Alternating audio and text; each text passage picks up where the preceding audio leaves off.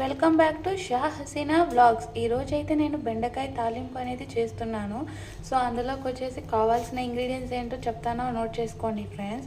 అందులో కావాల్సినవి బెండకాయ, పోపు దినుసులు, ముందుగా ప్యాన్ పెట్టి అందులో 2 టేబుల్ స్పూన్ ఆయిల్ వేసుకున్న తర్వాత మన పోపు దినుసులు అనేది ఇందులోకి వేసుకోవాలి. వేగిన తర్వాత మన ఆనియన్ అనేది ఇందులోకి యాడ్ చేసుకుని దీన్ని మనం బాగా ఫ్రై చేసుకోవాలి. రెడ్ కలర్ రావాలి ఆనియన్ అనేది రెడ్గా వేగిపోయింది. దాని తర్వాత మనము కట్ చేసుకున్న బెండకాయల్ని ఇందులో యాడ్ చేసుకోవాలి. ఇక్కడంత పసుపుని మనం యాడ్ చేసుకోవాలి. తగినంత సాల్ట్ అనేది యాడ్ చేసుకోవాలి. తర్వాత దీనిని మనం బాగా ఫ్రై చేసుకోవాలి. అంతా మనం మీడియం ఫ్లేమ్లో పెట్టుకొని ప్రాసెస్ అనేది చేయాలి. మరి సిమ్లో ఉండకూడదు, అలాగని హైలో పెట్టడం వల్ల మనకి బెండకాయ అనేది సరిగా వేగకపోగా మాడిపోతుంది. బెండకాయ ఫ్రై అయిపోయిన తర్వాత ఇందులోకి వచ్చేసి మనం పప్పుల పొడి అనేది యాడ్ చేసుకోవాలి. తర్వాత కొంచెం కారం అనేది యాడ్ చేసుకోవాలి.